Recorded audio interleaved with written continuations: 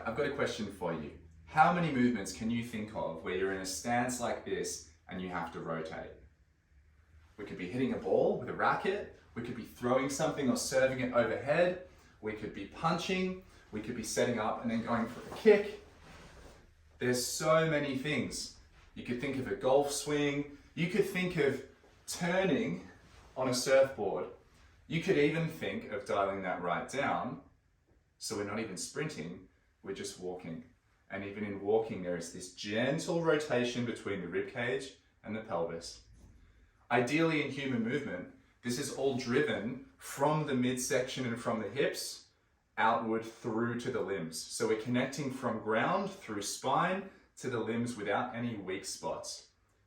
How many times have you felt like you wanted to max out your rotational power or even just reach for something behind your body or twist, but your back, your hips, or your shoulders or your neck felt restricted? We're going to remedy that by developing your breathing and your diaphragmatic expansion and contraction on the ground in a twist so that you can express or go for a walk with more effortless power. All right, so it is the coily windmill and we're going to be lying down to do it.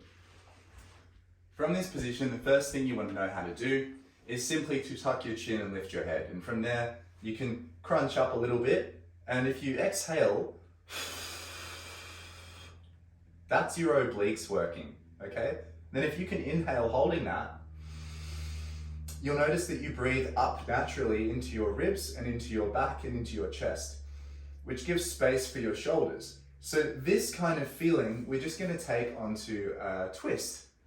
The way we're gonna do it is straighten one leg, bring the other one over, pull ourselves into a little bit of a crunch, and then drop the hips down to one side. Because we're tucking and we're a little bit crunched, the front side is shortened and the back side is lengthened, meaning when we breathe, the pressure is going to push back to decompress and relieve our spine. Because one of the biggest obstacles with twisting is that people end up feeling like there's a certain point where, my lower back's restricting me and it's feeling pinchy and I don't want to do this twist anymore.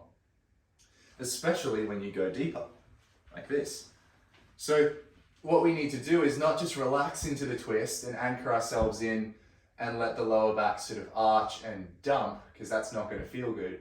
What we need to do is keep that connection of shortening through the midline here, this, so that we can then push back into, you can even shuffle back your rib cage a bit, press the knee forward, push back into this area.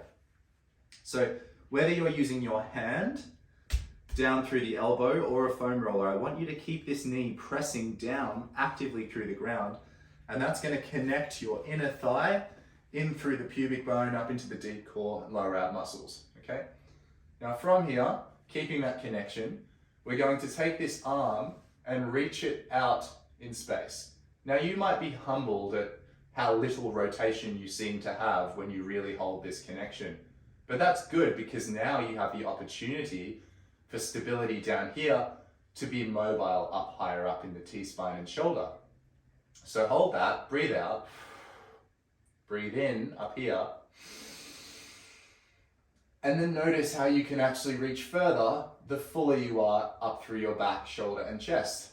Now provided this is still connected, you can keep reaching away, and I want you to actually externally rotate the hand as you do so that you're stretching this spirally line up from the sternum, across the shoulder, to the inside of the elbow and then to the thumb. Involve your fingers in this as you keep the connection from knee all the way to thumb.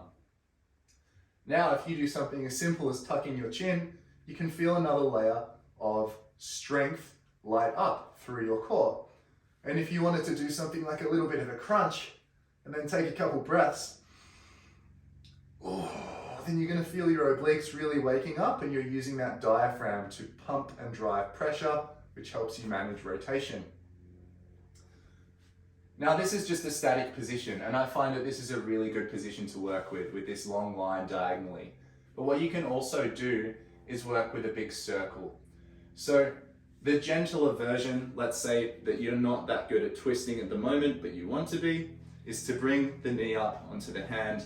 We need it to not be like this. We need it to have some support and drive down through the ground. This is going to help you shorten the front and extend the back.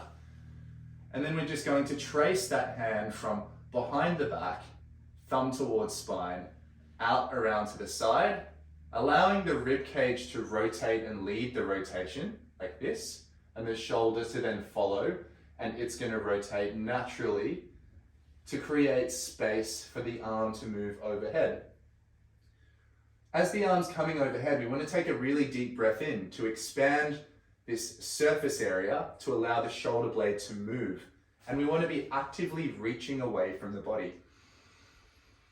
Now that I do that, I can feel quite a nice stretch in this area here.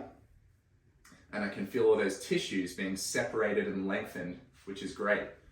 I'm going to keep reaching forward and notice how that line of stretch seems to travel towards my backside a bit more now, especially because I'm slightly crunched. I'm going to make sure that I'm breathing. And then the last part will be an exhale, bringing the elbow down towards the hips for a nice abdominal contraction. If I do it with the roller on the way back, we're starting from the abdominal contraction, reaching away, sliding the hand along the ground. Deep breath in, making sure we're not just arching, making sure that the breath's coming into the side ribs. And then rotating through the body first, and then through the shoulder, which is nice and kind to it and very connective. And then we can come up behind the back. Can bring the thumb up the spine. Notice that I'm coming to neutral again. And then we can reverse that. So rotating and then sliding the hand, feeling for this connection. And you're literally practicing the same movement that you would be practicing if you were standing up and you needed to rotate in any one of these contexts. And it's very well integrated. Enjoy.